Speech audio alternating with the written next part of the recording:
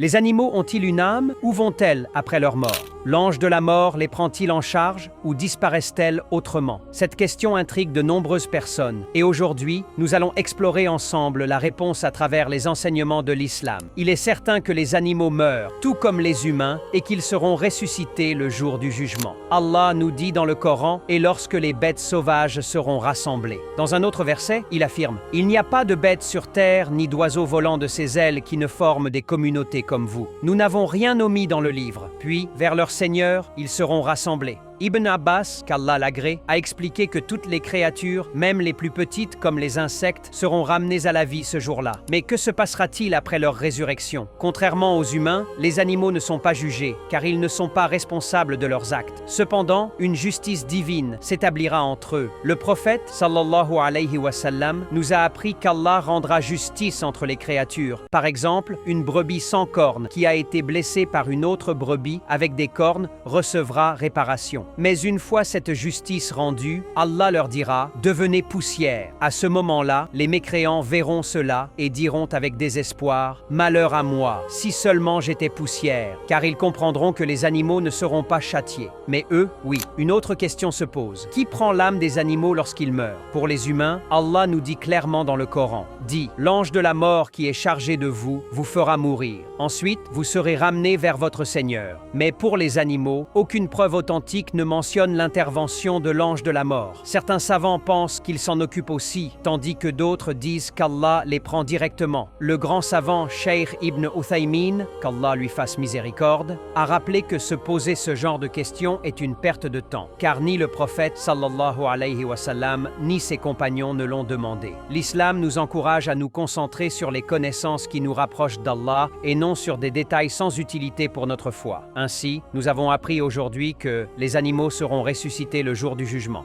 Allah rendra justice entre eux avant de les réduire en poussière. Quant à la prise de leur âme, cela reste un mystère qu'Allah seul connaît. Ce qui doit vraiment nous préoccuper, c'est notre propre sort. Nous serons jugés pour nos actions et chacun recevra sa rétribution. Sommes-nous prêts pour ce jour? Que Dieu nous guide, nous pardonne et nous accorde le paradis sans compte ni châtiment. Amin. Si cette explication vous a été utile, pensez à liker la vidéo et à vous abonner à Lumière de l'Islam pour ne rien manquer des prochaines vidéos sur l'histoire et la sagesse de notre belle religion. Partagez ce message avec vos proches et que la paix et la bénédiction d'Allah soient sur vous.